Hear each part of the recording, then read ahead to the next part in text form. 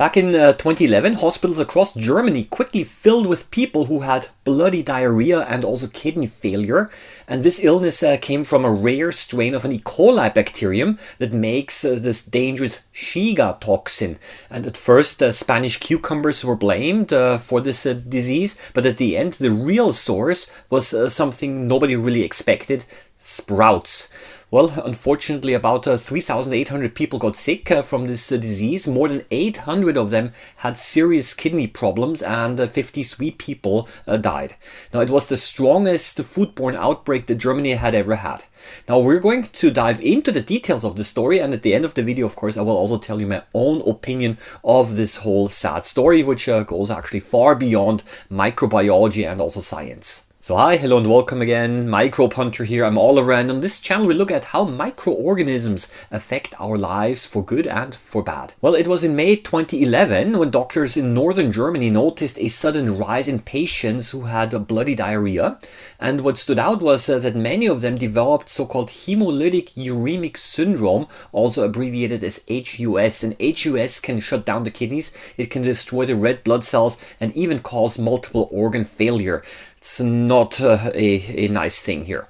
It's not very common, but it usually also affects children, and this time it was actually showing up in adults as well, and mostly women. Now that was strange and was a little bit worrying because I remember quite well the news was everywhere, and some of the stories even scared a lot of people. And not every report also was very calm and reasonable. Many were quite sensationalized as well. That's a different topic, but I think it also becomes important, and that's why I'll pick up on that issue later as well. Now, when there is an outbreak, investigators try to see what patients have in common. Did they eat the same food? Did they go to the same place or meet the same people? Because those links help find the cause.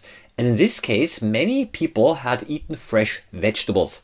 And the high number of HUS cases suggested a Shiga toxin produced by E. coli kind of spread through the contaminated food.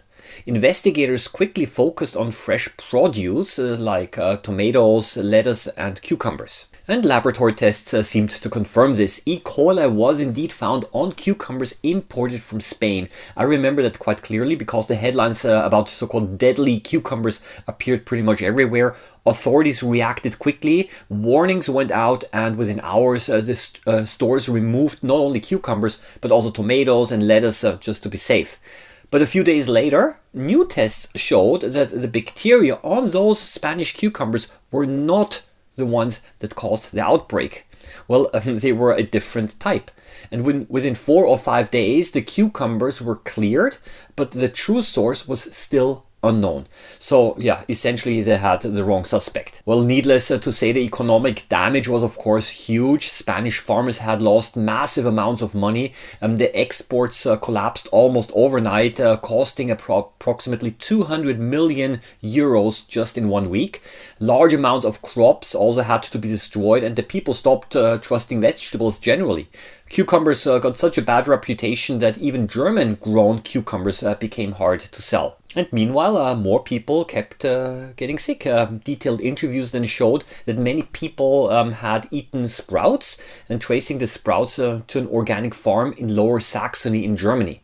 But the trail did not really stop there, because the seeds for those sprouts had been imported from Egypt back already in 2008 and 2009. So this also kind of showed that the bacteria can survive for years. And while Germany was dealing with its outbreak, France reported another group of cases. Approximately 15 people became ill after a community event, and 9 developed also HUS, and none of them actually visited Germany during that time. And the tests also showed that exactly the same E. coli strain was responsible. And that confirmed that both outbreaks came from the same batch of seeds. Now, this wasn't the usual E. coli strain that you might have heard of, because this specific strain was actually much rarer and more dangerous because it combined 2 traits. It stuck firmly to the intestine of the patients, and second, it also produced this Shiga toxin, and that explained also why the infection infection was so aggressive. Well, and as mentioned, by the time the outbreak was over, nearly 4,000 people had been infected. More than 800 of them developed the severe health problems, and over 50 died. And it was not limited to Germany, because cases also showed up across Europe, mostly from among travelers. Even in the United States, the Center of Disease Control, the CDC, reported 4 cases, and they were all linked to visits to northern Germany. So, and when the sprouts were tested, of course, the result was actually quite frustrating, because the E. coli was sometimes found, but not the right strain, and sometimes it was not found, and the outbreak strain therefore could never be directly detected in the seeds or in the sprouts. Yeah, but all of the evidence pointed towards them, especially with the French cases from the same seeds. More women than men were affected, likely because women generally eat more fresh vegetables than men. So why couldn't the scientists just find the bacteria on the seeds, right? The contamination was uneven. Maybe only a few seeds actually carried the dangerous strain, but the time that the tests were done, those seeds had already been sprouted, eaten, or they were generally gone, and the rest basically sat in a storage for years, and most bacteria may have already died as well. The tests on the leftovers also came back negative. Yeah, so still, the pattern of infection pointed towards those seeds, because even a very small number of bacteria can cause the illness. During sprouting, the warm, wet conditions basically let the bacteria multiply quickly, and for this particular E. coli strain, for example, as few as 10 to 100 cells can make someone seriously sick. So the number of cells required is quite low. Though now the EU reacted by banning the import of some of those seeds for a while, and tightening the sprout production rules. But the main lesson is that raw sprouts can be risky. And the same conditions that make the seeds grow also let bacteria grow. Even tiny contaminations can reach dangerous levels, and that's why both the FDA in the United States as well as the European Food Safety Authority warned that raw sprouts actually are risky. And the seeds probably came in contact with dirty water at some point, which contained those dangerous bacteria. Now, what is my view of this whole event? Well, yes, there was political backlash, of course, not surprisingly. People said Spanish cucumbers had been unfairly blamed, and the financial losses, of course, were quite severe. But now imagine the following. Imagine if officials had waited another week for perfect lab results. And imagine that cucumbers were indeed responsible and the cause. Well, then, of course, the authorities would have been criticized and accused of not acting fast enough. And tests have indeed shown that there were E. coli bacteria on the cucumbers. Well, just not the right type, right? And also, there was never a final direct proof that for the sprouts either, because the bacteria were never isolated from the seeds or the sprouts. This is also why I think strong rules are really needed. The authorities must act quickly. They must be allowed to act quickly and also independently. And finding the source quickly was already quite impressive, I think, in my view. In any case, just by interviews, they were able to locate the source.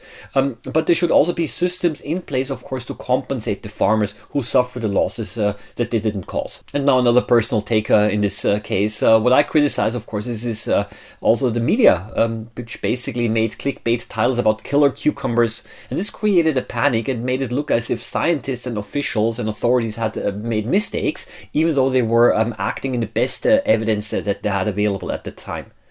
Others used this event also to criticize organic farming as such, because the sprouts came from an organic farm, so they blamed organic farming, saying that using fewer chemicals or relying on natural methods actually caused the problem. But later, of course, it became very clear that the real issue wasn't the type of farming at all, but it was actually the contaminated seeds that were imported already years earlier. And this basically could have happened at any sprouting facility. And the German farm was ultimately, of course, cleared of any wrongdoing, but still it faced serious financial problems. So the discussion then moved, and I think that is maybe the positive aspect here, the discussion then moved away to global supply chains management and also farming standards also abroad. And I also remember this event quite well because I too avoided cucumbers for a while. Spanish farmers weren't the only ones hurt because also German cucumber growers also basically saw the demand disappear overnight. And even when cucumbers returned to the shelves, the shoppers asked where they came from. So the bad reputation basically stayed.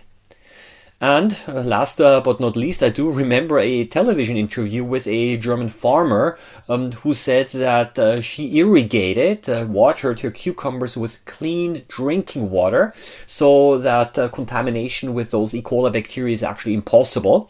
But that actually points to another interesting fact, because using drinking water for irrigation, well, that's a luxury that many regions around the world simply cannot afford.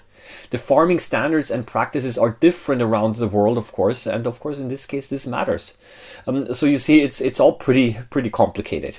So the 2011 outbreak showed that food safety isn't only about laboratory tests. Obviously, it's about acting quickly, it's communicating clearly, and also treating people fairly, really.